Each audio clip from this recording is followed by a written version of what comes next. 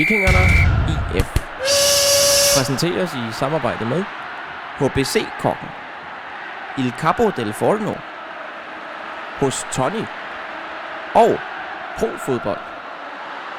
Martin Messerschmidt, vi vinder 3-2 i dag. Du scorer et ekstremt vigtigt mål, hvor vi er nede 2-1 og er i problemer. Hvordan ser du det? Jeg ser det sådan, at dommeren han er med til at fuldstændig pige os igennem den her anden halvleg. Vi får ingenting, han dømmer imod os om alt, og så har vi et mål, der burde være dømt ind, men den ser han ikke. Så skulle den bare låse os ind til sidst, og råber os i jubel og spørger ham, om den er inde, så det var bare vigtigt, at vi fik scoret der.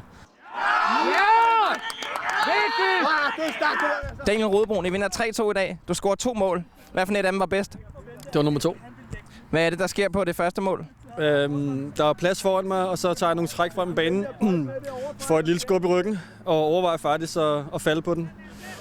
Det gør jeg så heldigvis ikke. Jeg rammer lidt akavet, men den er sådan lige en svær højde måske. Ikke det vildeste spark. Ja. Du siger, mål nummer 2 er bedre. Hvad er det egentlig, der sker der? Det var lidt svært at se. Jamen, jeg får et lop, og jeg kan faktisk ikke huske fra, hvem. Det er lidt tvivl om. Men det er jo også træthed, så gør jeg bare noget, ikke?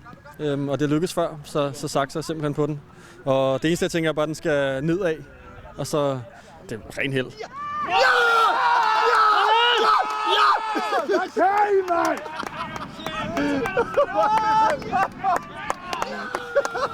Det er årets mål at lave. Sådan, mand! Sådan der, mand! Hvem var det, der vandt i dag? Det var dem for Vikingerne! Hey, hey, hey!